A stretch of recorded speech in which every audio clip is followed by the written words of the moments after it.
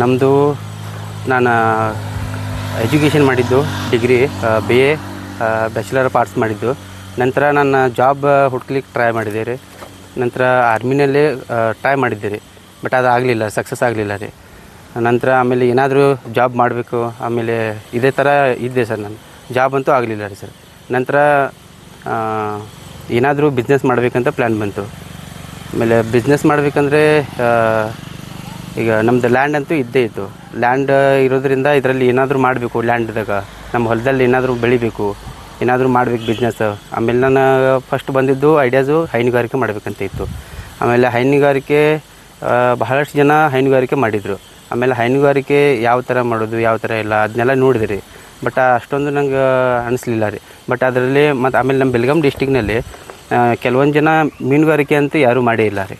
ಕೆಲವೊಂದು ಕಡಿಮೆ ಪ್ರಮಾಣದಲ್ಲೇ ಮಾಡಿದರು. ನಂತರ ಇವಾಗ ನಾನು ಮಾಡಿದ್ದು ಇವಾಗ ಮೀನುಗಾರಿಕೆಯಲ್ಲಿ ಸಕ್ಸಸ್ ಕಂಡಿದ್ದೀನಿ. ಮೀನುಗಾರಿಕೆ ಇವಾಗ 1 ಹೆಕ್ಟರ್ನಲ್ಲಿ ಮಾಡಿದ್ದೀನಿ. ಇವಾಗ 0.2 ಹೆಕ್ಟರ್ ಅಂತೇಳಿ ಮಾಡಿದ್ದೀವಿ. ಹೆಂಗೆ ಮಾಡಿದ್ದೀರಿ? ಏನು ಯಾವ ತರಹದ ಮೀನುಗಾರಿಕೆಯನ್ನು ಮಾಡ್ತಾಯಿದ್ದೀರಿ? ಇವಾಗ ನಾನು ಇದು ತಳಿ ಬಂದುಬಿಟ್ಟಿದ್ರಿ ಮರಲ್ ಅಂತ ಹೇಳ್ರಿ, ಕನ್ನಡದಾಗೆ ಕುಚ್ಚು ಮೀನು ಅಂತಾರೆ, ಸ್ನೇಕ್ ಹೆಡ್ ಫಿಶ್ ಅಂತ ಹೇಳಿಕಿಸಿದ್ರಿ. ನಂತರ ಇದನ್ನು ತರೋದ್ರಿ ನಾನು ಆಂಧ್ರದಲ್ಲಿ ವಿಜಯವಾಡ ಅಂತ ವಿಲೇಜ್ ಇದೆ ರೀ, ಅಲ್ಲಿಂದ ತರಿಸ್ತೀನಿ ರೀ. ಅಲ್ಲಿಂದ ತಂದುಬಿಟ್ಟು ಮರಿ ತೊಂಬರ್ತೀನಿ ಸರ್. ಈಗ ಹೆಂಗೆ ಅಂದರೆ ಇದೇನು ಮೀನುಗಾರಿಕೆ ಬಹುತೇಕ ನಮ್ಮ ಕಡೆ ಮಾಡಲ್ಲ ಯಾರು. ಬಹುತೇಕ ಎಲ್ಲ ಕಡೆ ಮಂಗಳೂರು ಆ ಕಡೆ ಎಲ್ಲ ಭಾಳಷ್ಟು ಮಾಡ್ತಾರೆ. ಇದು ಇಲ್ಲೆಲ್ಲ ಹೊಸದು. ಹೌದು. ಇದೇನು ಮಾಡುವಾಗ ಏನಾದರೂ ಚಾಲೆಂಜ್ ಆಯಿತಾ ನಿಮಗೆ? ಹೌದು, ಬಹಳಷ್ಟು ಚಾಲೆಂಜ್ನ ನಾನು ಇದು ಮಾಡಿದೆ ಸರ್, ಫೇಸ್ ಮಾಡಿದೆ. ಅದರಿಂದ ಎಲ್ಲನೂ ಇದರ ಬಗ್ಗೆ ನಾನು ತಿಳ್ಕೊಬೇಕಂದ್ರೆ ಒಂದೂವರೆ ವರ್ಷ ಹೋಯಿತು ಸರ್. ನಾನು ಒಂದೇ ಕಡೆ ಹೋಗಲಿಲ್ಲ ಸರ್, ಎಲ್ಲ ಫಾರ್ಮರ್ಸ್ಗೆ ಭೇಟಿಯಾಗಿದ್ದೆ ಸರ್. ನಂತರ ಆಮೇಲೆ ಕ್ಲಾಸಸ್ ಆಗಲಿ, ಆಮೇಲೆ ನಮ್ಮದು ಡಿಪಾರ್ಟ್ಮೆಂಟ್ ಹತ್ರನೂ ಹೋಗಿದ್ದೆ ಸರ್. ಅಲ್ಲಿ ಡೈರೆಕ್ಟರ್ ಸರ್ ಸಂತೋಷ್ ಸರ್ ಅಂತ ಇದ್ದರು, ಶಿಂದೆ ಸರ್ ಅದು ಇದ್ದಾರೆ. ಅವರು ಎಲ್ಲ ನನ್ನ ಗೈಡ್ಲೈನ್ ಚೆನ್ನಾಗಿ ಮಾಡಿದ್ರು ಸರ್. ಅವರಿಂದಾಗಿ ಆಮೇಲೆ ಫಾರ್ಮರ್ಸ್ ಹತ್ರ ಹೋಗಿದ್ರಿ. ಫಾರ್ಮರ್ಸ್ನೂ ಕೂಡ ಹೇಳಿದರು, ನೀವು ಯಾವ ಥರ ಮಾರ್ಕೆಟಿಂಗ್ ನೋಡ್ಕೋಬೇಕು, ಫಸ್ಟು ಮಾರ್ಕೆಟಿಂಗ್ ಎಲ್ಲ ನೋಡ್ಕೇಸಿಂದಲೇ ನೀವೆಲ್ಲ ಈ ಫಿಶ್ ಫಾರ್ಮಿಂಗ್ನಲ್ಲಿ ಕೈ ಹಾಕಿ ಅಂತ ಹೇಳಿದ್ರಿ ಸರ್.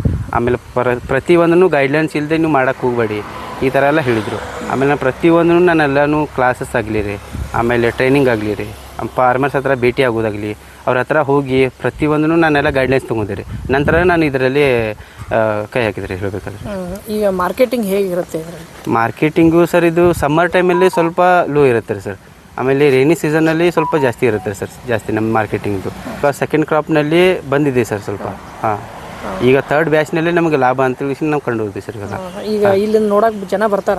ಬರ್ತಾರೆ ಸರ್. ಏನು ಹೇಳ್ತೀರಿ ಅವ್ರಿಗೆಲ್ಲ ಮೀನುಗಾರಿಕೆ ಮಾಡೋದು? ಮೀನುಗಾರಿಕೆ ಮಾಡಿ ಚೆನ್ನಾಗಿದೆ, ಬಟ್ ಆದರೆ ದುಡ್ಕೊಳಕ್ಕೆ ಹೋಗಬೇಡಿ, ಯಾಕಂದರೆ ರಿಸ್ಕ್ ಇದೆ ರೀ. ಯಾಕಂದರೆ ರಿಸ್ಕ್ ಅಂದರೆ ಯಾವ ಥರ ರೀ, ಪ್ರತಿಯೊಂದನ್ನು ನೀವು ಎಲ್ಲ ಟ್ರೈನಿಂಗ್ ತೊಗೊಂಡು ಗೈಡ್ಲೈನ್ಸ್ ತೊಗೊಂಡೇ ಮಾಡಿ ಅಂತ ಹೇಳೋದು ಅವರಿಗೆ ಸರ್. ಅಂದರೆ ಏನೂ ಮಾಹಿತಿ ಇರಲಾರ್ದೆ ಮಾಡಬೇಡಿ. ಏನೂ ಮಾಹಿತಿ ಇರಲಾರ್ದೆ ಮಾಡಬೇಡಿ ಅಂತ ಹೇಳ್ತೀವಿ ಸರ್. ಅವ್ರದ್ದು ಪೈಲ ಏನು ಕೆಲಸಕ್ಕೆ ನೀರಾಗಲ್ದವರು ಪೈಲ ಬಡವರು ಇದ್ರು ಅವ್ರಿ.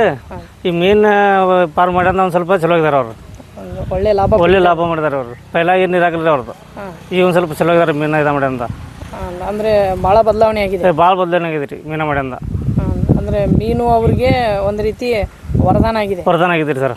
ನೀವೆಲ್ಲ ಏನು ಹೇಳ್ತೀರಿ ಅವ್ರ ಬಗ್ಗೆ? ಮತ್ತೆ ಅವ್ರ ಬಗ್ಗೆ ಚಲೋ ಅದ ರೀ. ಅವ್ರು ನಾವು ಕೆಲಸಕ್ಕೆ ನಮ್ಮನ್ನು ಇಟ್ಕೊಂಡಾರ ರೀ. ನಮಗೂ ತಿಂಗಳ 10,000 ರೂಪಾಯಿ ಪಗಾರ ಕೊಡ್ತಾರೆ ರೀ. ನೀವು ಇಲ್ಲೇ ಕೆಲಸ ಮಾಡ್ತಾರೆ ನಾವು. ಊರವರೆಲ್ಲ ಏನಂತಾರೆ ಅವ್ರ ಮೀನುಗಾರಿಕೆ ಚಲೋ ಅಂತಾರೆ ಎಲ್ಲರೂ. ನಾವು ಮಾಡ್ಬೇಕು ಅಂತಾರ್ರಿ. ಅವ್ರಿಗೆ ಅಷ್ಟು ಖರ್ಚು ಬರೋಲ್ಲ ಸರ್. ಅವ್ರ ಬಗ್ಗೆ ಮಾತಾಡೋದ್ರೆ ಸಾರಿಕಲ್ತ ಇದಾದ್ರೆ ನಾವು ಜನ ಇಲ್ಲಿ 4 ಎಕರೆ ಹೊಲದಾಗ ಏನು ಉತ್ಪನ್ನ ಆಗ್ತಾ ಆಗ್ಯದ ಸರ್. ಮತ್ತು ಅವ್ನು ಬಂದು ಏನಾಗುತ್ತೆ, ಅಪ್ಪ ನಾವು ಹಿಂಗೆ ಮಾಡೋನು ಒಳ್ಳೆ ಆಗ್ತೈತಿ ನಮ್ಗೆ ನಾನು ಮಾಡಿದ್ರೆ ಹಿಂಗೆ ಮಾಡ್ಕೇಸಿಂದ ಮತ್ತು ಅವ್ರು ಚಲೋ ಮಾಡ್ಕೊತ ನಡೆದಾಗ ನಮ್ಗೆ ಚಲೋ ಆಗೈತೆ ರೀ. ಒಳ್ಳೆ ಲಾಭ ಆಗೈತೆ ರೀ. ಯಾಕಂದ್ರೆ ಭಾಳ ಇನ್ವೆಸ್ಟ್ಮೆಂಟ್ ಏನು ಭಯ ಆಗುತ್ತೆ ರೀ. ಮಗ ತಿಳಿಸಿ ಹೇಳಿದ್ರಿ ಎಲ್ಲ ಹಿಂಗೆ ಲಾಭ ಆಗ್ತೈತಿ ಮಾಡೋದು ಅಂತ ಹೇಳಿದಾಗ ಮಾಡಿದ್ರು ಸರ್.